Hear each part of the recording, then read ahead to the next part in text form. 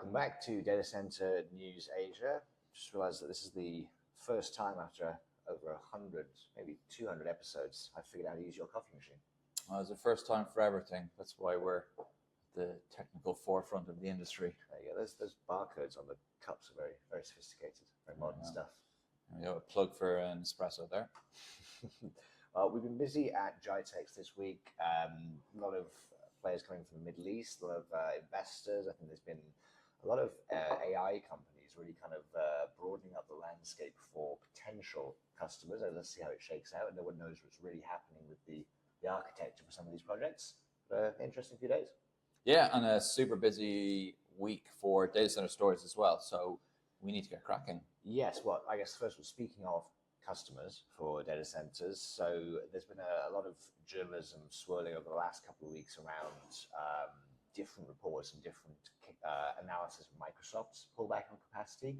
There've been rumors around Amazon, and then to quash the rumors, Vice President of Global Data Centers Kevin Miller posted up on LinkedIn reassuring people that this is just routine capacity management, which I would usually take as confirmation that there is indeed some changes in Amazon's forecast over the next couple of quarters.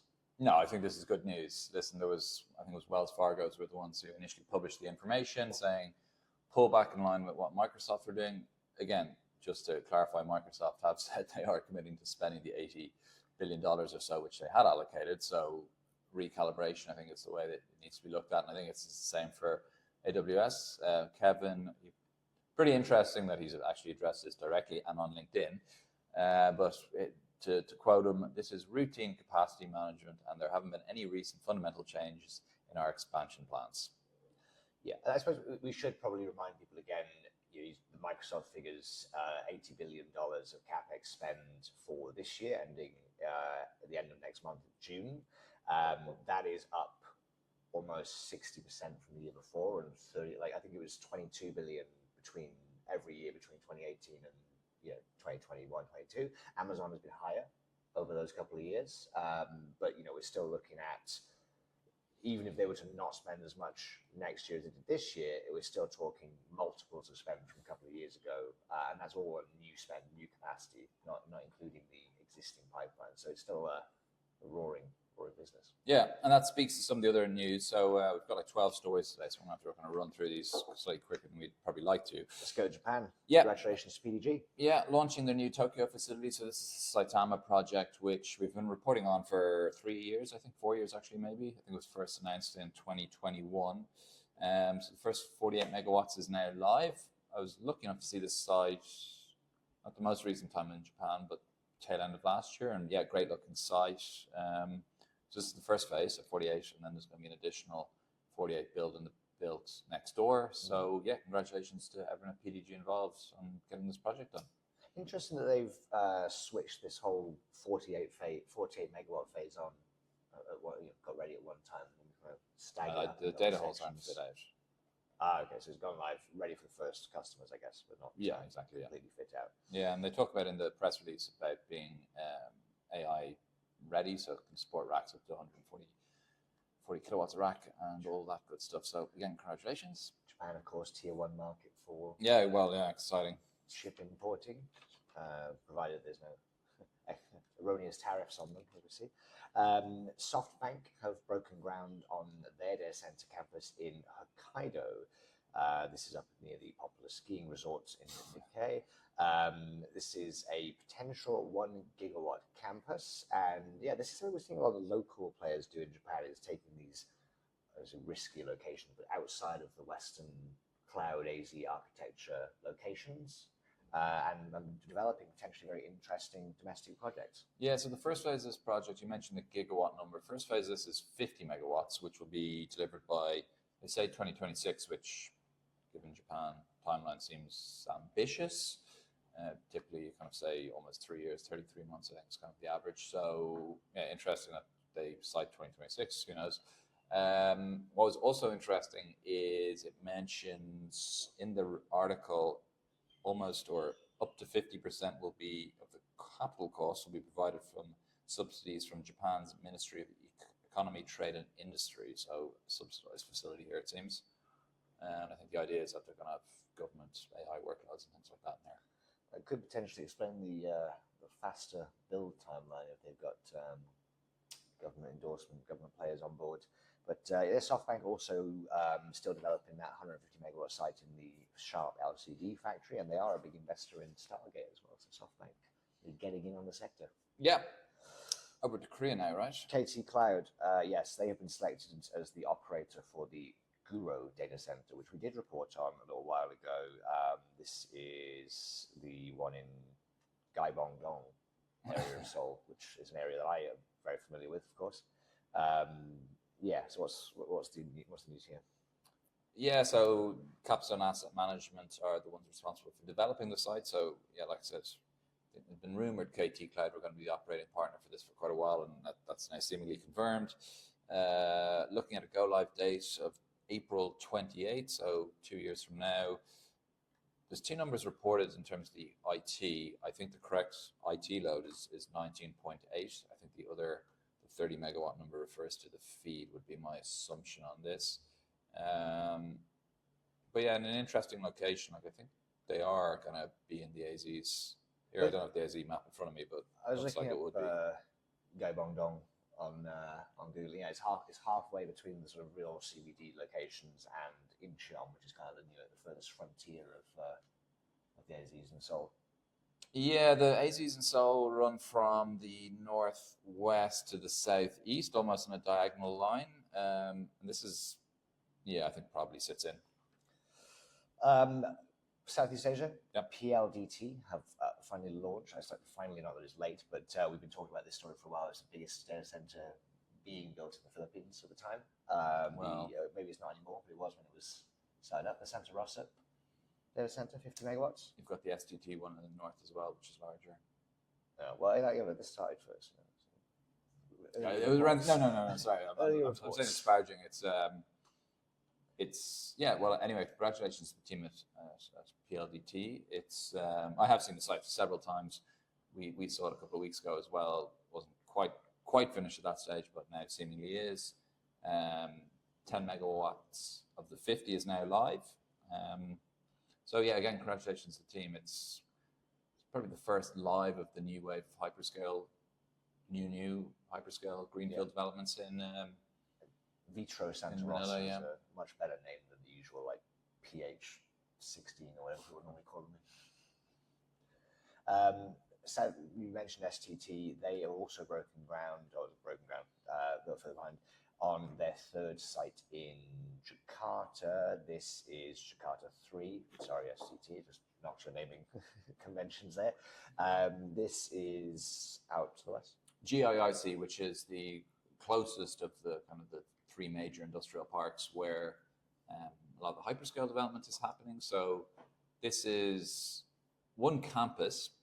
So this is the third building on their I suppose their campus, if you want to call it that, which once fully built out, the campus is close enough to 100 megawatts. I think it's listed as 90 plus.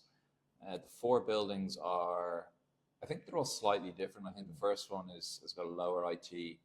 I think the first one is 18, but they're all in that kind of, let's say 18 to let's say 30, early 30 range. So it's slightly different, I suppose, depending on different customer and different workload requirements. But yeah, making progress on that campus. Like I said, 2 is topped out as well, which I think was probably slightly overshadowed by the news of the groundbreaking. So 1 is live, 2 is topped out. Yes, sorry, that was in the same story this week. Yeah, and then 3 is they've started. So obviously seeing strong leasing and demand there. So yeah, congrats on that. NEXTDC have filed a 6 megawatt facility in Queensland. 6 megawatt doesn't sound like a great shakes these days for Australia, but Brisbane is a much smaller market than, it's obviously much smaller than Melbourne and, of course, Sydney, but how does it rank compared to like Perth or something like Canberra? It's significantly smaller than Canberra. It's probably similar-ish to Perth, I would say. Like both are pretty small markets, quite frankly. Both Brisbane and Perth. Do you want to have a go at naming the actual town or the naming the? Of course I do. Maroochydore. Maroochydore. Maroochydore. Yeah.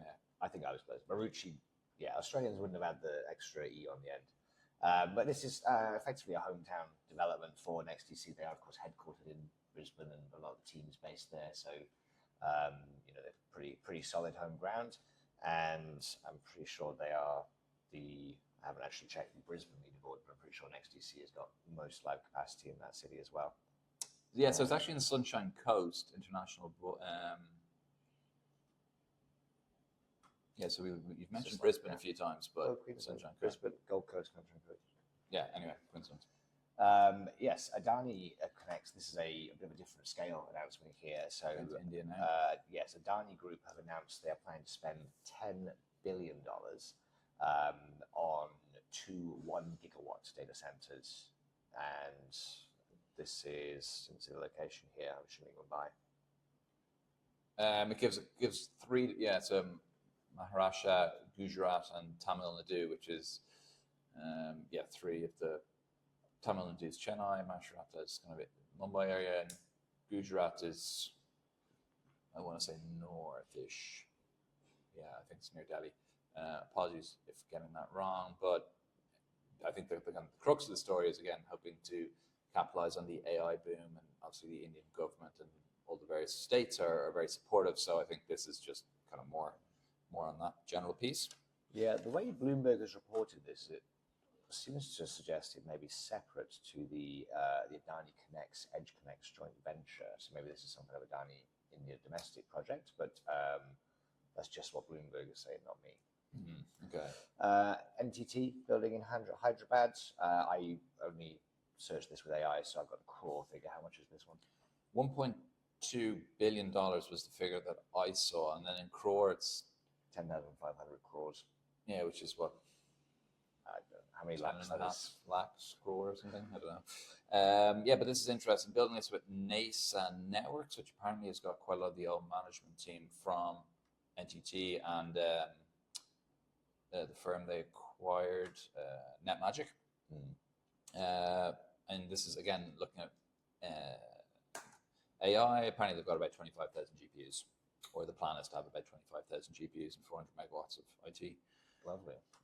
Keppel closed their 3rd data center fund, KDCF3. Yep. Imaginatively named. 786 million Sing dollars, or 508 million US, is the initial capital commitments. Seems to be pretty strong demand still to get into these REITs. So good news for them. Yeah, they're big portfolio, like close to not too far shy of 500 megawatts across various different markets they're in, Europe and APAC. Including Taiwan. Keppel was getting active in Taiwan, which nicely brings us on to Taiwan. Yeah. So Google have signed their first offshore wind PPA in Taiwan, which I actually thought they had done this. I thought they would have signed one with Formosa, so I must have got that wrong. But so if you are into your Taiwan offshore wind, you've got Formosa 1, Formosa 2. This is sorry, I've lost the name of this one. This is the one in between that and Changwa. Fengmiao. It's like there. Yeah. But yeah, it's right near the data center. Google, CHG, all those ones. Yeah, not a huge amount of detail was presented. So this was with Copenhagen Infrastructure Partners. Didn't mention when this was going to come online or when the PPAs would take effect or the size. But the offshore project is pretty big, 495 megawatts, right? Yeah. Offshore wind is big. Offshore wind is good for the planet, yes. Not sure exactly how much of that capacity they will take down. But to complement the announcement they made last week on the hot water, what's that technology called again? Geothermal and solar. Hot water powered. Yeah. Anyway, last story. Running out of time. Congratulations to the new leadership team at PAG's Flow Digital Infrastructure. Sanjay Goyal is the new CEO, formerly of American Tower. His colleague has joined them as well as the COO, and Andrew Oud from Digital Edge is now the Chief Commercial Officer. Yeah, no, congratulations. A bit of a reset of the management team there, but got a pretty significant pipeline of projects to develop out, including obviously some live capacity or soon to be live capacity. So yeah, good luck and interested to see the direction they go moving forward. Happy Friday. Thanks, everyone.